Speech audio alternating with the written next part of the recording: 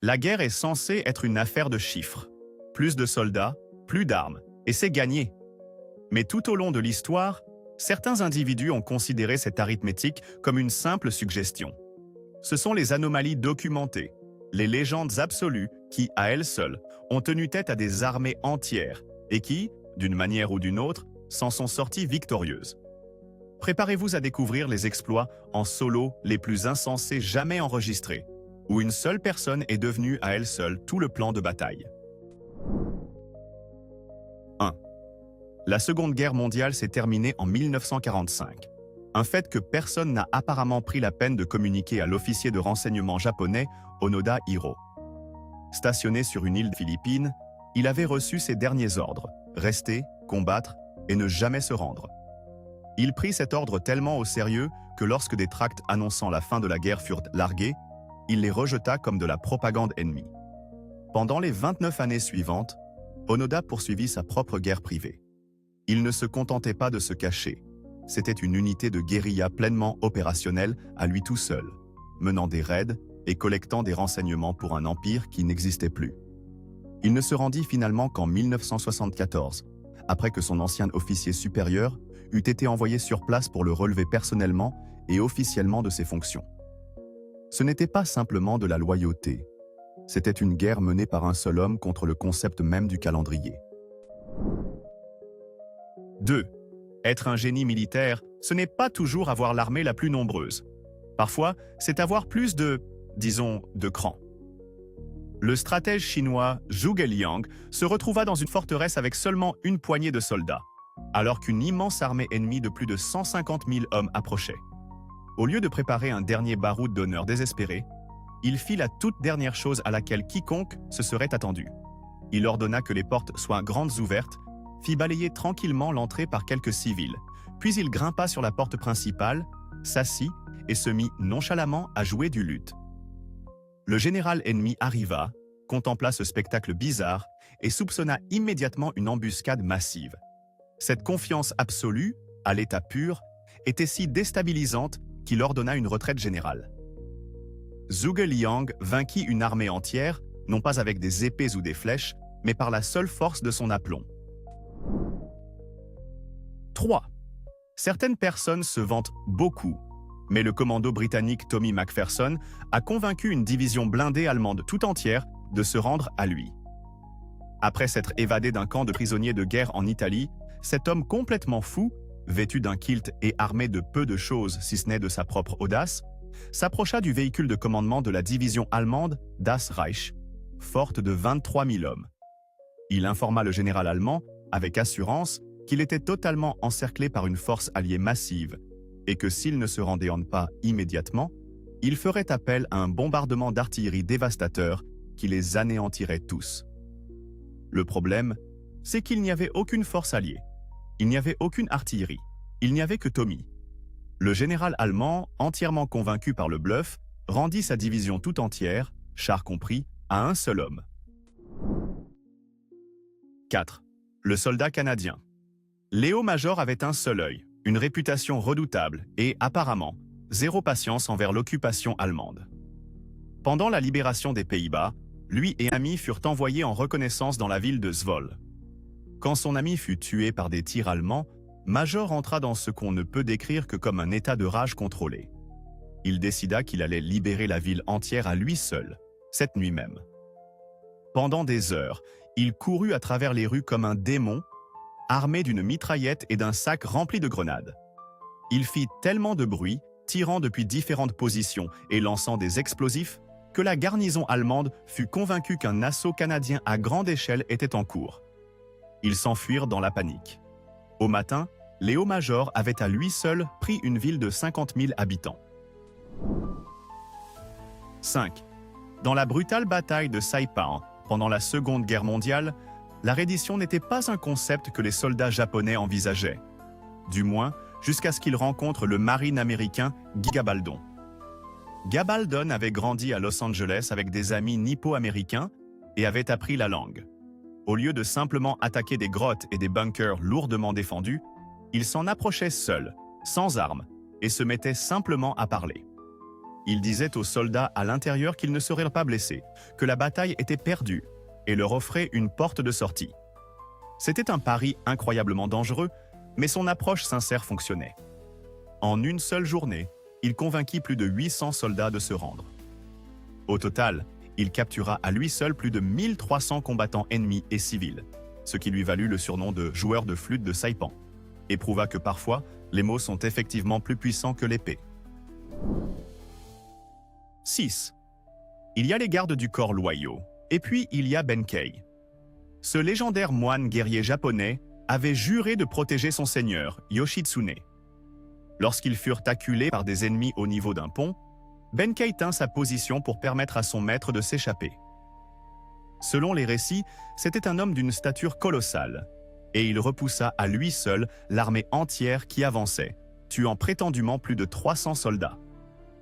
L'ennemi, incapable de franchir cette force de la nature, décida de rester en retrait et de le transformer en pelote d'épingles humaines sous une pluie de flèches. Le plus incroyable, même après avoir été criblé de flèches des dizaines de fois, Benkei ne tomba pas. Il mourut debout, gardant toujours le pont, si terrifiant dans la mort que les soldats ennemis eurent trop peur de traverser jusqu'à ce qu'ils réalisent qu'il ne bougeait plus. 7. Le légendaire pirate Barbe Noire n'avait pas seulement une réputation terrifiante. Il a eu une sortie de scène digne d'une rockstar. Pris en embuscade par la Royal Navy, son navire fut abordé et il se retrouva dans un combat pour sa vie contre une escouade de marins entraînés.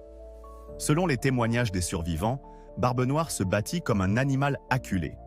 Il encaissa une quantité insensée de dégâts, ayant été touché par balle 5 fois et ayant reçu plus de 20 blessures graves à l'épée, d'après les récits. Lors de son duel final avec le lieutenant Robert Ménard, la propre épée de Barbe Noire se brisa, mais il continua à se battre jusqu'à ce qu'un autre marin lui tranche presque la tête par derrière.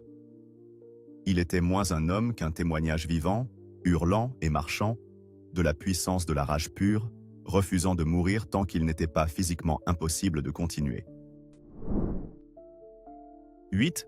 Pendant la guerre d'hiver entre la Finlande et l'Union soviétique, l'armée rouge avait son croque-mitaine. Il l'appelait la Mort Blanche, et son vrai nom était Simo Eiha. Ce modeste fermier finlandais devint le tireur d'élite le plus meurtrier de l'histoire. Dans les forêts glaciales couvertes de neige, avec des températures descendant jusqu'à moins 40 degrés Celsius, Heiha chassait les soldats soviétiques. Ce qui rend son histoire véritablement insensée, c'est qu'il fit tout cela sans lunettes de visée télescopique, en utilisant uniquement les viseurs mécaniques de son fusil. Il estimait que les lunettes pouvaient s'embuer ou produire des reflets au soleil, trahissant sa position. En seulement 100 jours, il enregistra plus de 500 éliminations confirmées. Il était un fantôme dans la neige, une ligne de défense à lui seul contre lequel les Soviétiques envoyèrent des groupes d'intervention entiers pour l'éliminer, et tous échouèrent lamentablement. 9. La Medal of Honor est la plus haute distinction pour bravoure dans l'armée des États-Unis, et Charles, commando, Kelly obtint la sienne en devenant essentiellement une forteresse à lui tout seul. Lors d'un combat en Italie pendant la Seconde Guerre mondiale, sa position subissait une attaque incessante. Alors que ses munitions s'épuisaient, il ne battit pas en retraite. Au lieu de cela, il entama une chasse au trésor mortel. Pendant 5 heures d'affilée, Kelly rampa de position en position sous un feu nourri, s'emparant de toute arme qu'il pouvait trouver, fusils, barres, mitraillettes Thompson et même des obus de mortier de 60 mm qu'il utilisa comme des grenades. Les Allemands continuaient d'affluer et Kelly continuait de trouver de nouvelles façons de les tuer. Il ne tenait pas simplement une position. Il était la défense tout entière, un soldat seul et furieux qui refusa de laisser l'ennemi passer en devenant un arsenal ambulant et tirant sans relâche.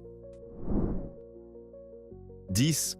Les Gourkhas du Népal sont des soldats légendaires, et l'histoire de Lachiman Gurung montre pourquoi. Seul dans sa tranchée, sa position fut submergée par plus de 200 soldats japonais. Ils se mirent à lancer des grenades, et il renvoya calmement les 2 premières. La troisième, cependant, explosa dans sa main droite, l'arrachant et lui infligeant de graves blessures au visage et au corps. Pour n'importe quel être humain normal, c'est la fin. Pour Gurung, ce ne fut qu'un désagrément. Il fit calmement passer son fusil dans sa main gauche et, Pendant les 4 heures suivantes, il repoussa seul vague après vague d'attaques. Quand tout fut terminé, 31 soldats japonais gisaient, morts devant sa tranchée. En substance, il avait dit à l'ennemi « Vous m'avez pris une main, alors je vais devoir tous vous tuer avec l'autre. » 11. Daniel Inouye allait devenir un sénateur américain respecté. Mais d'abord, il devait vivre l'une des journées les plus incroyables de la Seconde Guerre mondiale.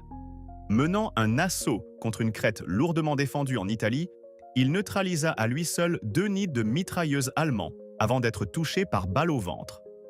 Il ignora la blessure et continua à se battre. Puis, alors qu'il s'apprêtait à lancer une grenade sur le 3e et dernier nid de mitrailleuse, une grenade à fusil allemande frappa son bras droit, le sectionnant presque entièrement. La grenade dans sa main était toujours active. Inouye regarda son membre mutilé, arracha la grenade active de ses propres doigts inertes avec sa main gauche et la lança, détruisant le dernier bunker. Il n'accepta d'être évacué qu'une fois la bataille remportée. 12. Pour s'emparer d'un sommet stratégique pendant la guerre de Kargil, les soldats indiens durent escalader une paroi de glace verticale de 300 mètres sous un feu ennemi nourri. Yogendra Singh Yadav faisait partie de l'équipe commando menant l'assaut. Pendant leur ascension, un déluge de tirs tua la moitié de l'équipe et atteignit Yadav de 15 balles. 15. Miraculeusement vivant mais en proie à l'agonie, il continua de grimper. Parvenu au sommet, il rampa jusqu'au premier bunker ennemi.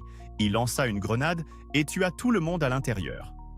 Cet acte de courage pur et inimaginable offrit au reste de son peloton l'ouverture dont il avait besoin pour suivre.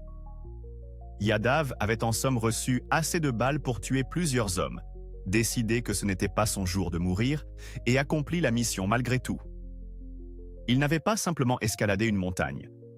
Il était sorti de sa propre tombe pour remporter une bataille. 13. Henry Johnson était membre des Harlem Hellfighters, une unité d'infanterie entièrement composée de Noirs pendant la Première Guerre mondiale, que les Français avaient surnommé les Hommes de bronze. Johnson avait gagné son propre surnom, Black Death, la mort noire. Alors qu'il était de garde, sa position fut attaquée par un groupe de raids allemands comptant au moins 2 douzaines de soldats. Après avoir vidé son fusil, il fut touché par balle et mis à terre. Mais il n'avait pas dit son dernier mot. Quand les Allemands tentèrent de traîner son camarade blessé, Johnson se releva, sortit un couteau bolo et entra dans une fureur dévastatrice. Il combattit dans un tourbillon de rage primitive au corps à corps, sauva son ami et força les Allemands à battre en retraite. Il reçut 21 blessures différentes au cours de l'affrontement, prouvant que lorsque les balles viennent à manquer, les vrais durs à cuire passent simplement au plan B. Poignarder tout ce qui bouge. 14. La réaction normale face à une embuscade est généralement de trouver un abri et de riposter. Pour le soldat dano-américain Mads Madsen, la bonne réaction était de charger droit sur les assaillants comme un dément. Pendant la guerre américano-philippine, sa patrouille fut clouée au sol par un groupe de 15 à 20 insurgés cachés dans une végétation dense. Voyant que ces hommes étaient apiégés, Madsen se leva simplement, poussa un cri de guerre et courut droit vers le feu ennemi, tout seul. Sa charge fut si soudaine et si totalement insensée que les auteurs de l'embuscade en restèrent complètement stupéfaits. Il en tua plusieurs avant que les autres ne rompent les rangs et ne s'enfuient, terrorisés. Madsen transforma à lui seul sa propre embuscade en une déroute totale de l'ennemi, en employant la brillante manœuvre tactique consistant à être trop fou pour être tué. 15. Si un jour vous êtes cloué au sol par des tirs ennemis provenant de 5 bunkers distincts et bien défendus, vous passez une très mauvaise journée. À moins, bien sûr, d'avoir dans votre équipe un Gourkha nommé Banbagta Gurung. Lors d'une bataille en Birmanie, toute sa compagnie fut stoppée net. Banbagta décida de régler le problème personnellement. Il s'élança seul et lança des grenades dans le premier bunker. Il passa ensuite les occupants du deuxième à la baïonnette. Pour le troisième, il enfonça la porte d'un coup de pied et abattit les 2 soldats à l'intérieur. Il utilisa alors son emblématique couteau kukri pour s'occuper des occupants des 4e et 5e bunkers. Il neutralisa à lui seul 5 positions fortifiées en quelques minutes. Ce n'était pas d'un soldat, c'était une solution à forme humaine face à un problème tactique complexe. 16. Audie Murphy est le soldat américain le plus décoré de la Seconde Guerre mondiale, et la citation de sa Medal of Honor se lit comme un scénario de film d'action. Alors que son unité était submergée par une compagnie allemande accompagnée de 6 chars, Murphy ordonna à ses hommes de se replier. Lui, cependant, resta. Il grimpa sur un chasseur de chars M10 abandonné et en flammes, chargé de carburant et de munitions qui pouvaient exploser à tout instant. Pendant l'heure qui suivit, il utilisa sa mitrailleuse de calibre .50 pour repousser à lui seul l'intégralité de l'attaque allemande.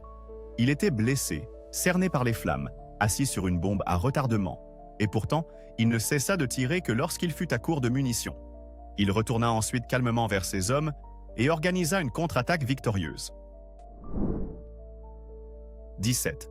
Tenir un col de montagne face à une force supérieure est un grand classique du dernier combat militaire. Mais le guerrier Marat Baji Prabhu Deshpande a écrit le manuel sur la manière de le faire avec panache. Son roi s'échappait d'un siège et Deshpande, avec seulement 300 hommes, fut chargé de bloquer un col face à une armée ennemie forte de 10 000 soldats. C'était une mission suicide, et il le savait. Pendant des heures, lui et ses hommes formèrent un mur d'acier contenant la marée humaine. Deshpande fut blessé à de multiples reprises, mais il refusa de mourir. Il avait fait la promesse de tenir le col jusqu'à ce qu'il entende un signal de canon spécifique confirmant que son roi était en sécurité. Alors il continua de se battre, mortellement blessé, soutenu par ses hommes, jusqu'à ce que le grondement lointain du canon résonne enfin à travers la vallée.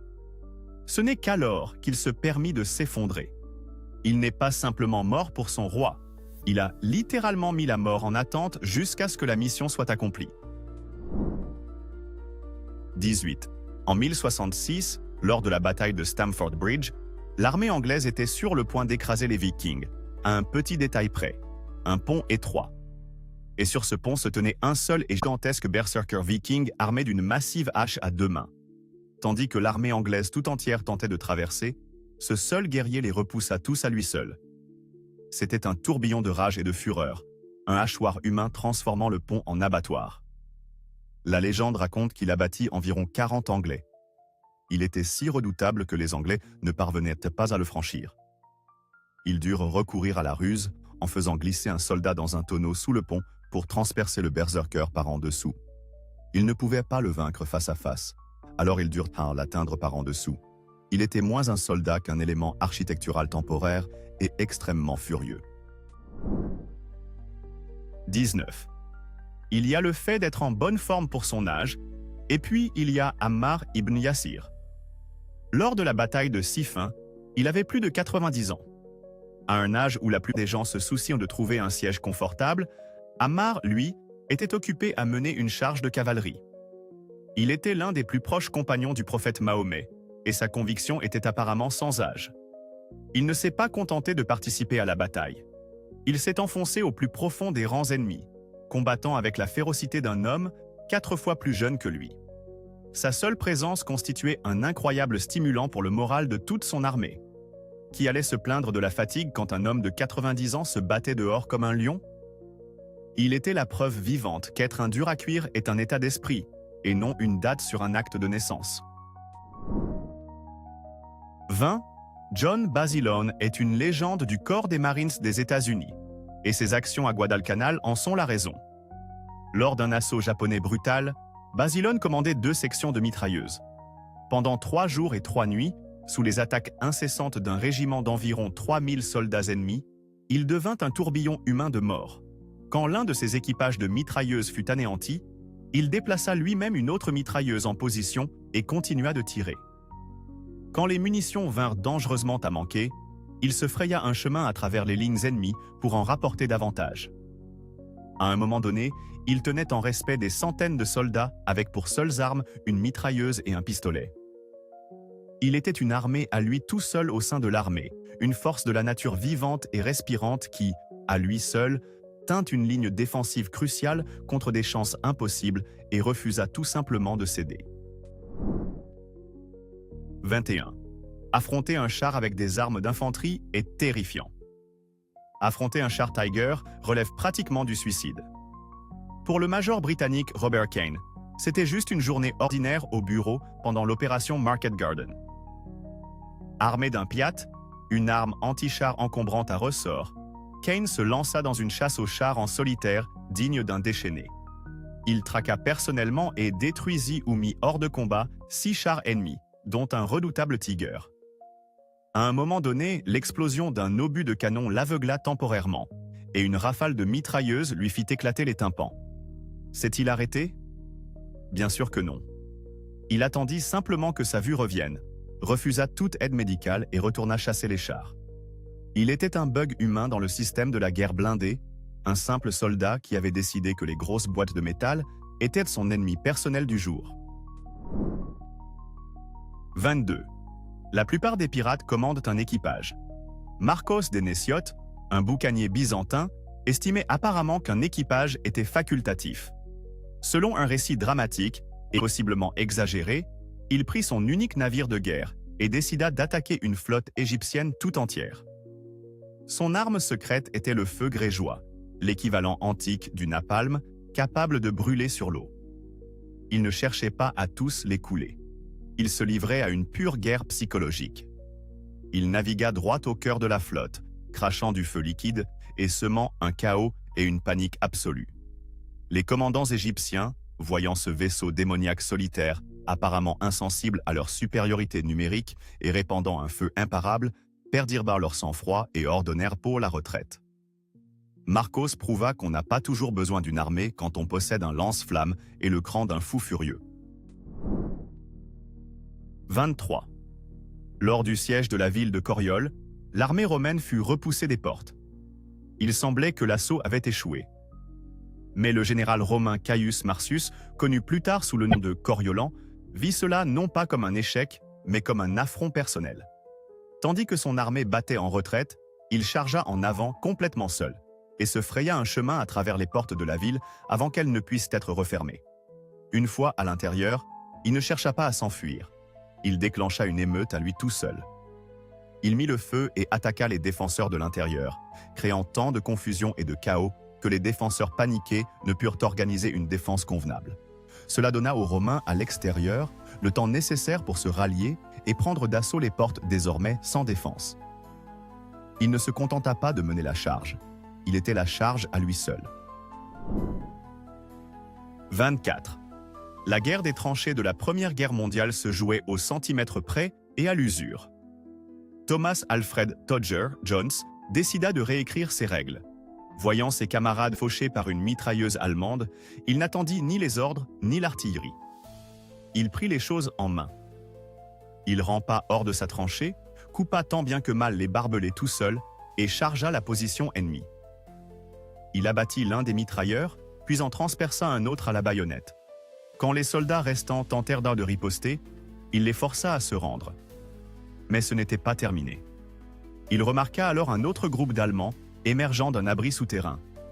Il les força à se rendre eux aussi. Lorsqu'il en eut fini, ce soldat unique, agissant entièrement de sa propre initiative, avait capturé 102 soldats ennemis. Il ne se contenta pas de faire taire une mitrailleuse, il ramena chez lui la quasi-totalité de l'effectif allemand. 25. La bataille du réservoir de Chauzin, pendant la guerre de Corée, fut un combat brutal pour la survie dans des températures glaciales. Au milieu de ce chaos, le soldat de première classe des Marines Hector Cafferata Jr. se retrouva dans une situation particulièrement désespérée. Toute son équipe de feu avait été anéantie, le laissant seul pour défendre un secteur de la ligne contre une attaque régimentaire chinoise acharnée. Pendant des heures, il se battit comme un possédé, se déplaçant d'un point à un autre, lançant des grenades et tirant au fusil pour créer l'illusion d'une escouade au complet. Quand l'ennemi se mit à lui lancer des grenades, il les attrapait tout simplement ou les ramassait pour les renvoyer. Il le fit avec une telle frénésie qu'il se brûla gravement les mains. Mais il ne s'arrêta pas. Il était à lui seul une boucle de rétroaction d'explosifs, tenant la ligne en solitaire jusqu'à ce qu'il soit trop grièvement blessé pour continuer. 26. Les centurions romains étaient réputés pour leur dureté, mais Scaeva était d'un tout autre calibre. Pendant la guerre civile de César, il fut chargé de défendre la porte d'un fort. Un assaut ennemi concentra toutes ses forces sur sa position. Scaeva se battit avec une telle férocité que son bouclier comptait, dit-on, 120 impacts de flèches et finit tout simplement par tomber en morceaux. Une flèche le frappa alors à l'œil, mais il l'arracha tout simplement et continua de se battre. Il fut blessé à la cuisse et à l'épaule, mais il tint bon, tourbillon de mort ensanglanté et borgne posté à la porte. Il combattit jusqu'à s'effondrer de pur épuisement et de perte de sang, ayant à lui seul brisé le moral de l'ennemi et sauvé le fort. Sa performance fut si légendaire que César en personne le promut sur le champ.